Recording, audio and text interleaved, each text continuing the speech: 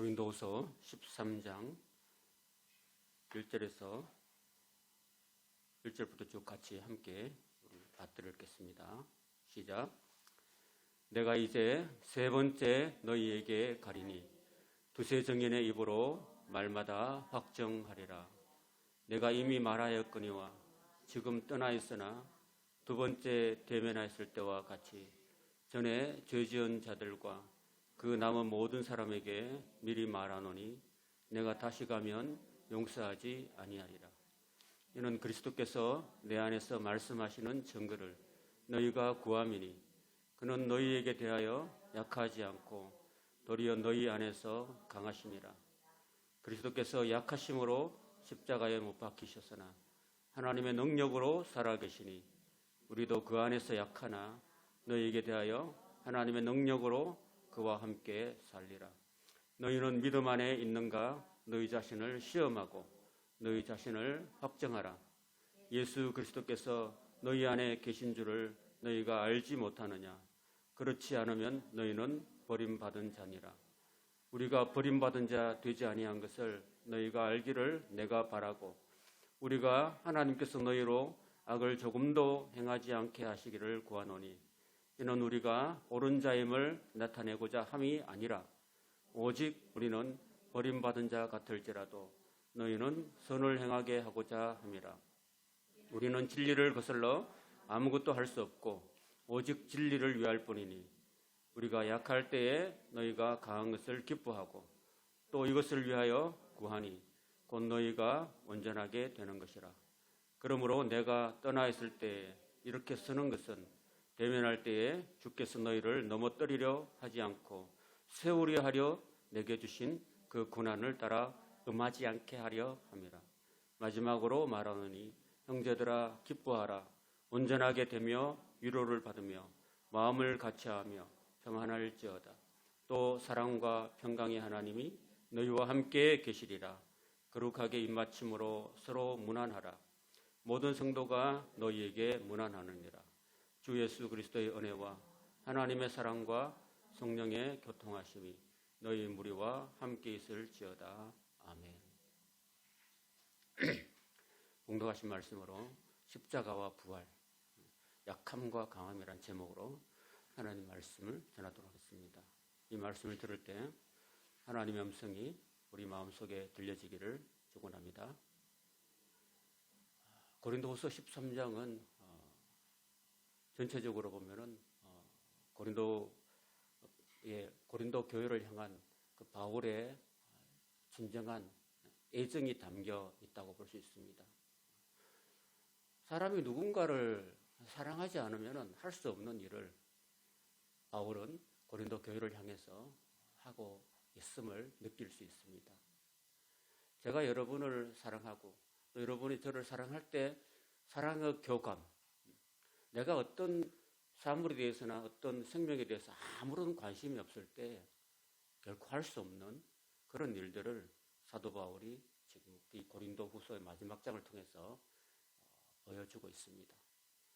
바울이 고린도 교회를 사랑했던 것, 고린도 교회 성도들을 바로 세우려고 했던 그런 마음은 하나님이 주시지 않으면 할 수 없습니다. 하나님께서 우리에게 또는 사도 바울에게 그런 마음을 주셨기 때문에 바울은 그런 교회를 사랑하는 마음 가지고 자기가 개척했던 고린도 성도들이 그릇된 길로 나가지 않고 바른 길로 나가기를 간절히 소망했던 것입니다. 고린도 전체 우리가 읽어봤는데 1절부터 2절까지는 바울이 세 번째 방문을 예고하고 있습니다. 그때까지도 죄 지은 자들이 회개하지 않으면 반드시 징벌할 것이다 라고 예고하고 있습니다. 참고로 1차 방문은 고린도 교회를 개척했을 때입니다. 바울이 2차 전도여행을 출발하면서 에게해를 건너서 그리스 지역에 도착했는데 그 그리스 지역에 1년 6개월 동안 머물면서 이 고린도 교회를 개척했습니다. 사도 바울이 자신의 그 생애 속에서 1년 6개월이라는 것은 결코 짧은 기간이 아니었습니다.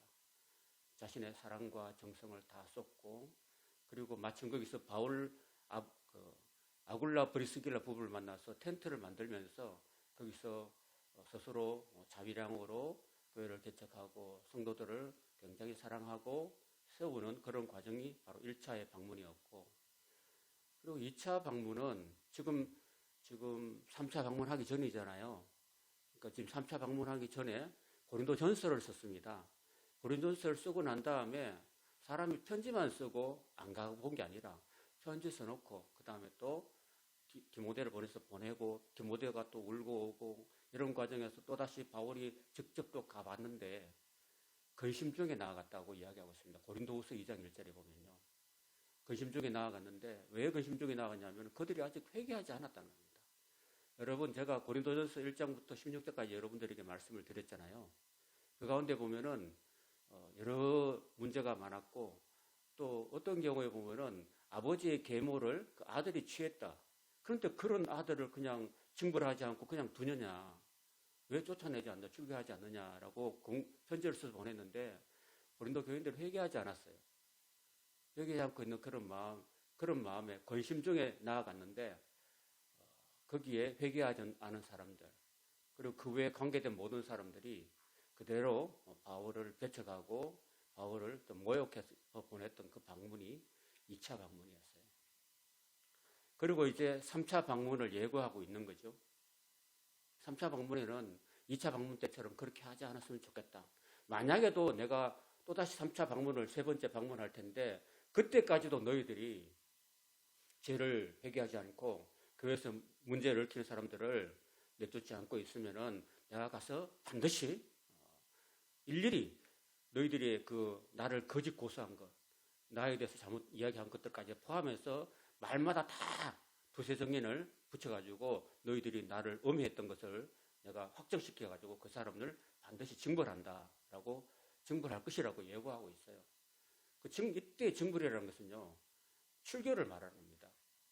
이때 출교는 어떻게 하느냐면요, 교회가 어떤 문제가 생겼을 때에 첫째로 그 사람하고 문제가 일으킨 당사자를 처음에 보내가지고 화해시킵니다. 그래도 안 들으면은 또 두세 사람이 더 가고, 그 다음 목사님과 장로님들 가고, 그래도 안 들으면은 그 사람도 그런 교회 나가고 있으면은 그 성도를 이렇게 사도가 이렇게 불러서, 목회자가 사도가 불러가지고 세웁니다.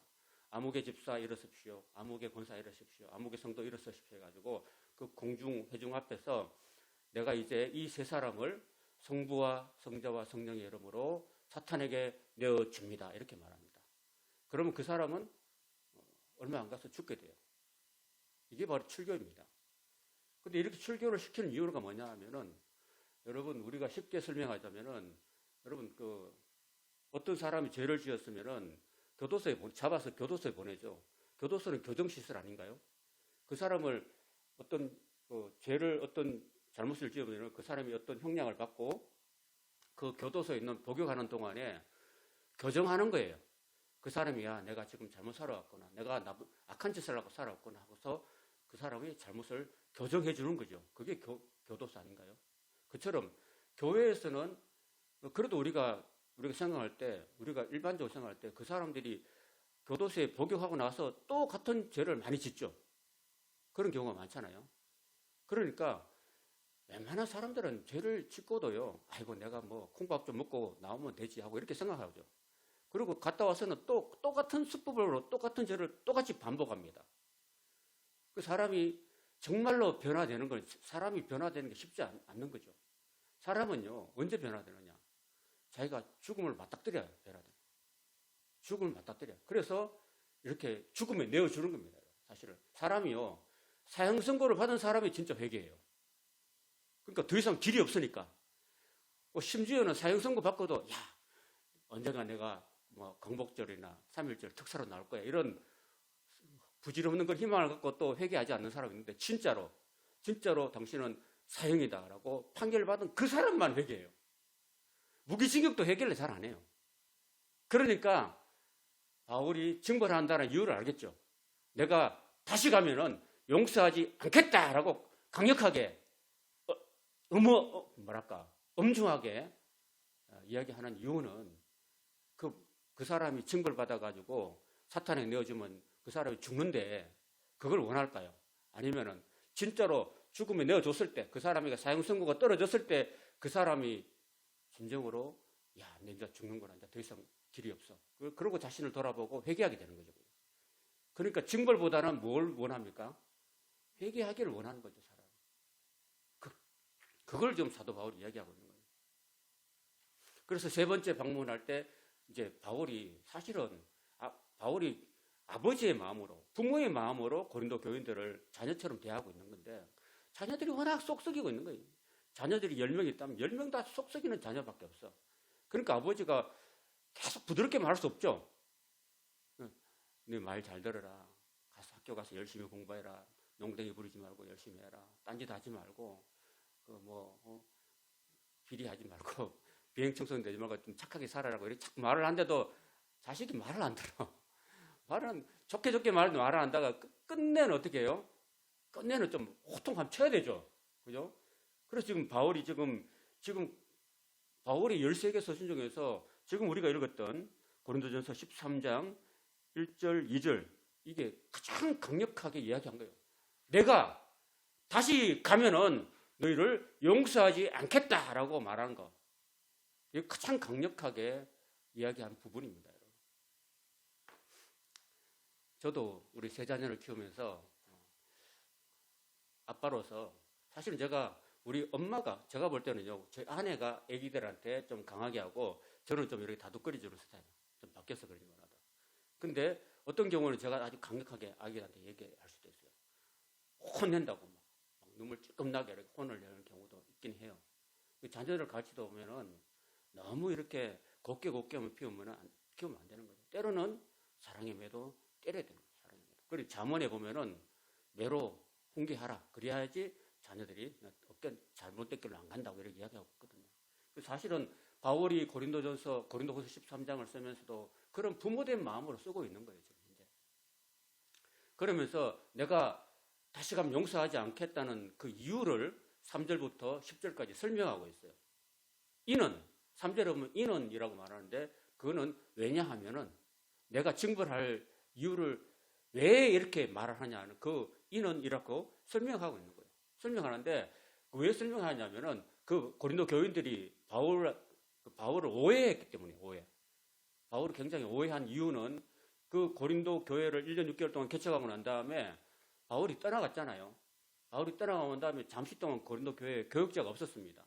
없는 사이에 거기 에베소에 있던 아볼로라는 사람이 고린도 교회에 건너가가지고 또 2대 교역자가 됐는데 바울과는 달리 굉장히 키가 훤칠하고 또 외모가 뛰어나고 말도 굉장히 잘했습니다. 바울과 달리 말을 잘했는데 그래서 그런 가운데서도 불구하고 또 기존에 있는 바울을 사랑했던 사람들에 의해서 또 배척을 받고 또 그래서 도저히 목회를 하다가 견딜 수 없어가지고 이제 그만둔 상황이었어요.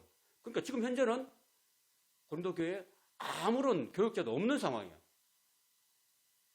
여러분 한번 생각해 보세요. 여러분 아무리 못나고 빌빌거려도 남편이 있으면 그래도 과부는 아니죠. 그죠? 근데 남편이 없어봐. 그럼 남편이 있으면 과부가 아닌데 없으면 과부가 돼버리죠. 교회도 마찬가지예요. 교회도 교역자가 정말 형편없고 보잘것이 보여도 교역자가 있으면 그래도 교회가 유지가 되는데 만약에 교회 목사님의 전도사님이 한 분도 안 계시다. 그러면 성도들만 맨날 와가지고 성도들만 자기들이 찬송 부르고 말씀 읽고 기도하고 마치면은 이게 온전하지가 않잖아요. 그죠? 그와 마찬가지예요. 교회는 반드시 교역자가 있어야 되는 거죠. 양무리들끼리 있는 게 아니라 양무리를 인도하는 목자가 필요한 거죠. 그러니까 고린도 교회 그런 목회자가 없다 보니까 누가 왔냐면은 예루살렘에서 율법주의자들이 와가지고 바울은 사도가 아니다라고 막 선동하는 거예요. 여러분. 바울은 예수님의 12제자가 아니다. 그리고 자기가 자칭 사도다 이렇게 말하면서 사도 바울이 개척했던 그 고린도 교회 성도들 하여금 바울을 굉장히 막 선동하고 바울을 음해했던 일을 많이 했던 거죠.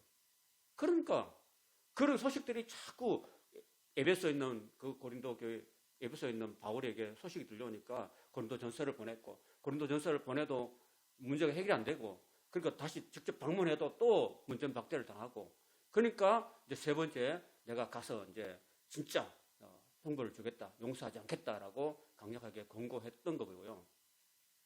그리고 3절부터 이야기하는 걸 보면은 그렇게 말합니다. 사도 바울이 이는 고린도 성도들이 바울이 그죠? 바울이 항상 그랬잖아요. 제가 12장에서 언급했잖아요. 바울이 질병이 있었잖아요. 그죠? 제가 바울이 질병이 있었다 한번 물어볼게요. 지난주에. 자, 저를 보시고. 성경 보시고. 바울이 무슨 질병이 있었다고 제가 말씀드렸습니까?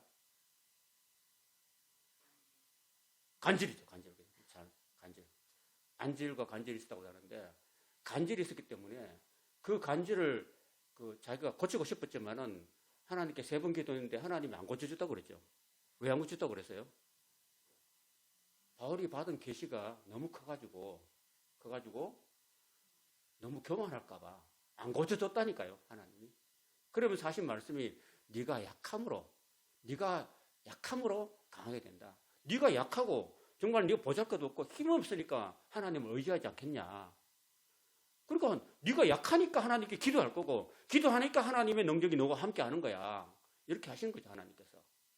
그래서 바울은 늘 고린도 교인들이 볼 때는 빌빌거리고 약하고 그랬습니다, 여러분. 맨날 감기 달고 살고 맨날 또 아프고 이런 모습을 보였다는 거예요.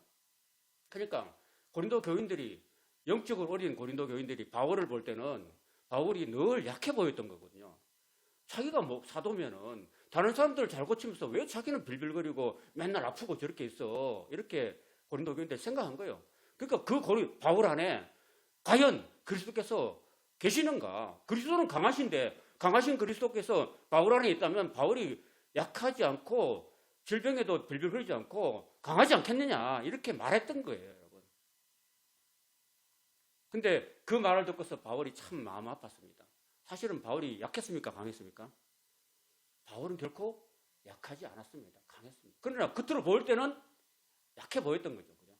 그래서 예수님께서 바울이 이렇게 말합니다. 야, 예수님도 약하지 않았느냐? 예수님도 약하지 않았냐? 예수님이 약하기 때문에 그 약한 몸으로 저항도 못하고 무기력하게 십자가에 죽지 않으셨냐? 그렇지만은 그 죽은 지 사흘 만에 하나님께서 능력으로 그를 살리셔서 지금 부활하셔서 지금 살아 계신다. 능력으로 권능으로 살아 계신다. 그와 같이 나도 너희들이 볼 때는 내가 질병으로 약해 보여도 너희에 대해서는 우리도 언젠가 그리스도의 능력으로 하나님 능력으로 우리는 부활할 것이다. 강한 몸으로 신령한 몸으로 권능의 몸으로 우리는 부활할 것이다 라고 이야기를 하고 있는 것입니다. 그러니까 저와 여러분은 또 우리가 육체를 가지고 살고 있잖아요. 그죠? 육체를 가지고 살고 있으면 우리는 약할 수밖에 없죠. 잠을 하루만 안 자봐요. 여러분 견딜 수 있겠습니까? 밥을 하루에 한 끼만 안 먹어봐요. 견딜 수 있습니까? 못 견디잖아요. 우리는 약한 존재거든요. 사실 저도 어제 저희 절친인 전주에 사는 우리 친구 동기 목사님 큰 아들이 결혼해가지고 어제 첫 비행기를 타고 또 결혼식도 아침 10시 반에 하더라고요. 10시 반에. 첫 비행기를 타고 갔어요. 첫 비행기를 타야 된다는 그런 설렘과 또 잠을 또 늦게 일어나면 안 되니까 새벽에 3시 반에 일어났다니까요. 어젯밤. 3시 반에 일어나가지고 다시 잘 수가 없죠. 다시 자면은 분명히 비행기를 못 타니까. 첫 비행기를 못 타니까. 그래서 이제 3시 반부터 일어나가지고 이제 어쨌든 견뎌봤어요. 견뎌봤는데, 그래 이제 그 아침에 또 바람이 굉장히 많이 불더라고요. 그 제주공항에 막 강풍 경보가 일어났어요. 그래서 혹시 비행기가 못 뜰까 걱정도 돼가지고 어쨌든 바람은 부는데 비행기는 떴어요. 그래가지고 광주공항에 내려가지고 또 자동차를 빌려가지고 전주까지 또 열심히 첫 길인데 초행길인데 또 열심히 달려갔어요. 그리고 잠깐 그 예식을 봤어요. 그 예식에 참여해서 그래 절친 친구야 너의 첫 아들 결혼을 축하한다 하고 축하하고 그리고 또 결혼식 하는 걸 또 봤어요. 보고 난 다음에 점심 먹고 또 열심히 또 달려왔어요. 달려와가지고 또 그 다음에 또 집에 와가지고 집에 오니까 저녁이었어요. 저녁. 그래가지고 앉아서 이 말씀을 계속 공부하는데 계속 내가 졸고 있는 거야. 계속 졸고 있어가지고 우리 사람이 자고 해라고 그래가지고 잤는데 일어나니까 그냥 한 12시간 잤어요. 그러니까 아침에 말씀도 제대로 못 준비한 거죠. 그죠? 제대로 이것도. 그래서 나도 참 이렇게 나이가 들수록 몸이 약해지는구나. 조금만 무리하면은 하루 사이에 이렇게 왔다 갔다 해버리니까 힘들구나 생각이 들어요. 인간은 참 약한 존재다. 그러나 우리 안에 계신 그리스도는 약합니까? 강합니까? 강하죠. 고린도 교회 성도들이 바울을 맨날 외적으로만 봤다니까요. 너희는 외모만 보는 거다. 맨날 그랬잖아요. 여러분들도 저를 외적으로는 보지 마십시오. 또 여러분 안에 또 계신 그리스도가 강하십니까? 약하십니까? 강하죠. 그죠? 나는 약해도 그리스도는 강하십니다. 나는 약해도 하나님은 강하십니다. 그 강하신 하나님께서 약하신 여러분들을 오늘도 내일도 영원히 붙드신 줄로 믿습니다. 그 하나님을 여러분이 늘 붙들고 의지하십시오. 그러면은 여러분이 하나님을 의지하면 의지할수록 하나님의 강하심이 여러분과 함께 하실 줄 믿습니다. 맨날 바울을 약하게만 봤던 고린도 교인을 향해서 사도 바울은 봐라. 너희들 나만 보지 말고 너희 스스로를 좀 살펴봐라. 너희가 믿음 안에 있는가 한번 살펴봐. 그리스도께서 너희 안에 너희들이 나를 볼 때 그리스도가 없어 보이지. 내가 맨날 병약해 보니까 약해 보이지. 그러나 나는 그렇지 않아. 실상 그렇지 않아. 나는 약할 때 강한 거야. 그러니까 내가 너희한테 묻는데 너희도 너희 자신 속에 그리스도 예수께서 계시는가를 살펴봐. 만약에 너희 안에 그리스도께서 살아 계신다고 너희들이 느끼지 못한다면, 깨닫지 못한다면 너희도 버림받은 자야. 그러니까 우리가 그렇잖아요. 맨날 우리 속에 있는 예수님 말씀하셨듯이 우리 속에 그거는 티는 못 보고 맨날 남의 있는 거, 남의 눈에 있는 들보를 우리가 보는 그런 게 사람이잖아요. 고린도 교인들도 마찬가지였어요. 자신들은 맨날 악행하고 바울을 음해하고 그리고 분별력이 없고 서로 막 팔을 나누고 또 죄를 회개하지도 않고 있는 자신들이 볼 때는 바울이 약해 보이고 저기 진짜 사도 맞나 이렇게 그런 말도 함부로 하고 했지만은 스스로를 돌아보라고 이야기하고 있는 것입니다. 오늘 하나님께서는 저와 여러분들 향해서 다른 사람 말고 너희 자신 스스로를 한번 살펴봐라고 말씀하십니다. 올 한 해 살아가면서 다른 사람 어쩌고 하지 말고 네 자신이 하나님 앞에 바로 서 있는가, 너희 안에 그리스도께서 계시는가를 하나님 말씀하고 계시는 거예요.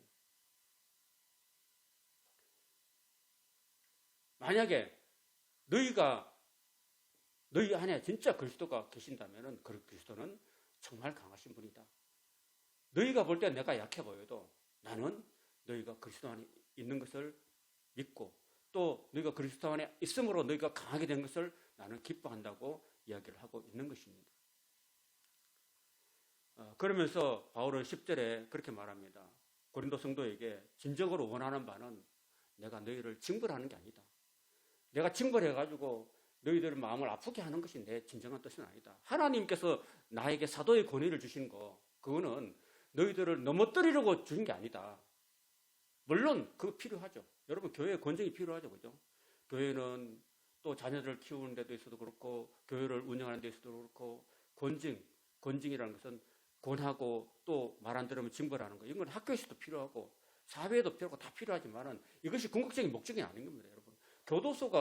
교도소의 목적은 교정이죠. 교정. 그죠? 바르게 잘못한 사람을 죄를 엄벌을 하면서도 바르게 하는 것이 목적이듯이 교회도 마찬가지예요. 교회도 성도들이 죄를 짓고 하면은 그 죄를 회개하고 하나님 앞에 바로 쓰는 것이 그게 목적이지. 그 사람 회를 지은 사람은 죽여서 끝내버리고 없애버리는 게 문제. 그게 궁극적인 목적이 아니듯이 바울은 내가 너희들한테 다시 가면 용서하지 않겠다는 그 말은 내가 너희들을 징벌해서 너희를 없애버리려고 하는 것이 목적이 아니라 징벌보다는 너희들이 잘못을 회개하고 하나님 앞에 바로 서는 것. 그것이 하나님께서 내게 주신 사도의 권위를 세우는 것이다 라는 이야기를 하고 있는 거예요. 사도 바울은.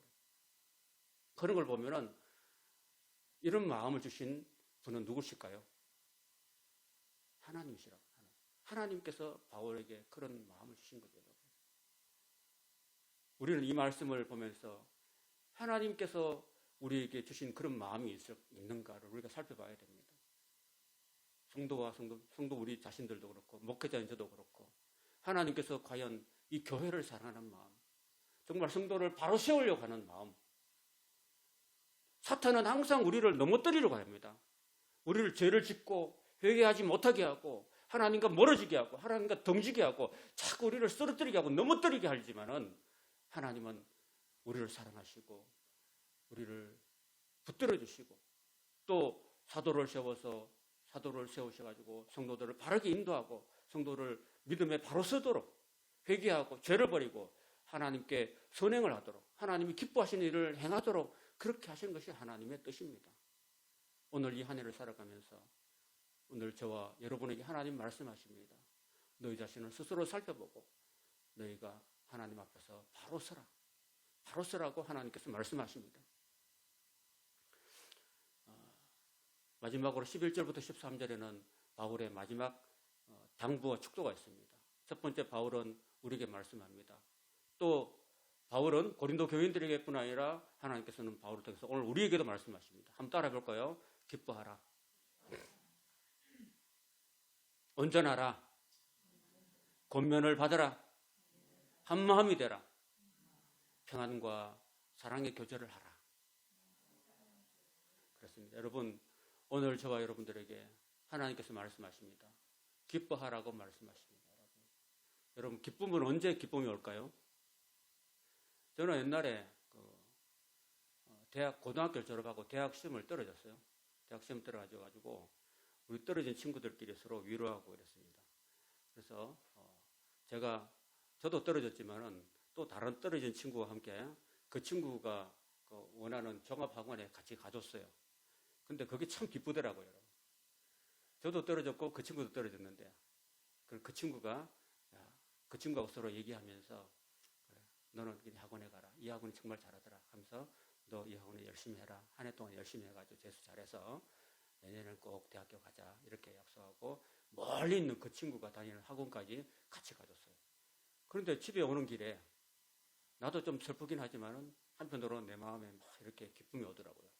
그래도 같은 동병상련으로 그렇게 친구를 위로하고 하니까 내 마음에 참 기쁨이 오더라고요. 착한 일을 했다는 그 뿌듯함. 그것 때문에 참 기쁨이 오더라고요.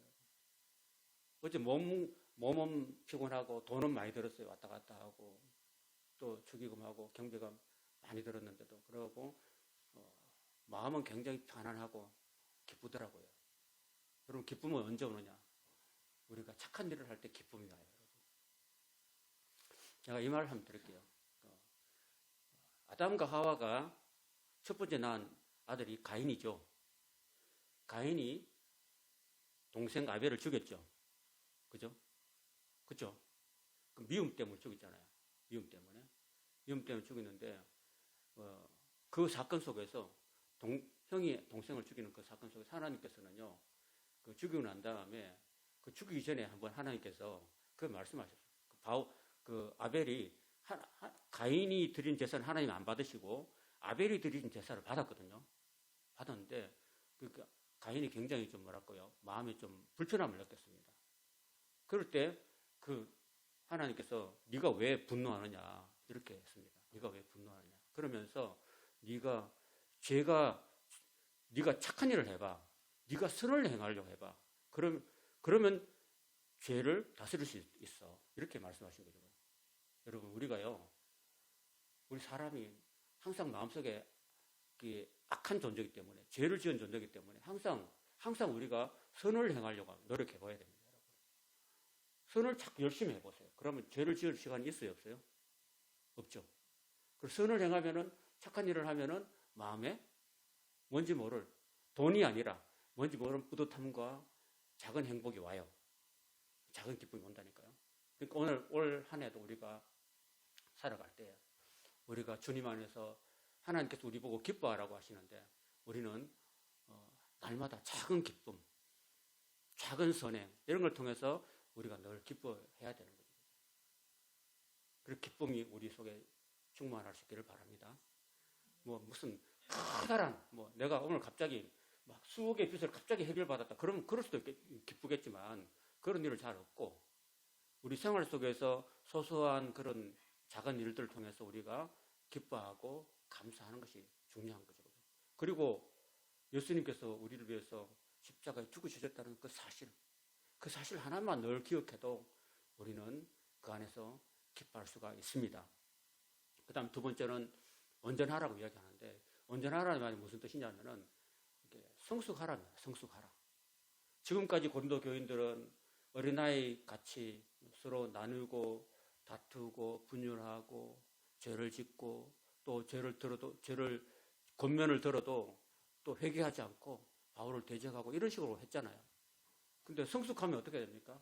사람이 점점 어린아이 신앙을 벗어나서 성숙해지면은 하나님 말씀도 듣고, 그동안 엄마 말씀 잘 안 듣다가도 이제 좀 사람이 군대 갔다 오고 좀 사람 성숙해지면은 이제는 불효하는 자식이 아니라 효도하는 자식이 되는 거죠.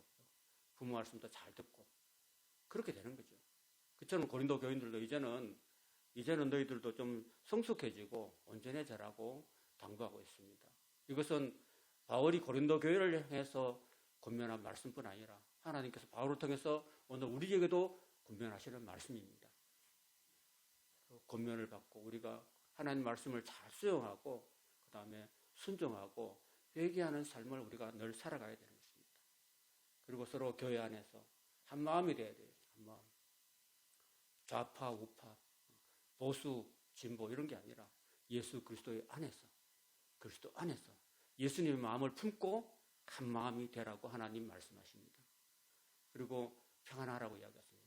한 마음이 돼야지 평안하지. 두 마음이 되고 세 마음이 되고 서로 의견이 나눠지고 의견 충돌 생기고 갈등이 생기면 그게 평안해질 수가 없는 거죠. 그래서 우리는 누구의 마음을 가져야 됩니까? 그리스도 예수의 마음을 가져야 될 줄로 믿습니다. 하나님께서는 그리스도를 우리에게 보내주셨습니다. 하나님은 예수님의 마음을 품으라고 말씀하십니다. 오늘 우리가 예수님의 마음을 품고 한 마음이 되고 그 안에서 평안하고 또 사랑의 교제를 나누면서 서로 힘들 때 위로하고 서로 기도하면서 올 한 해를 승리하며 아름다운 사랑의 열매를 맺는 2023년가 되시기를 주님의 이름으로 축원합니다. 아멘.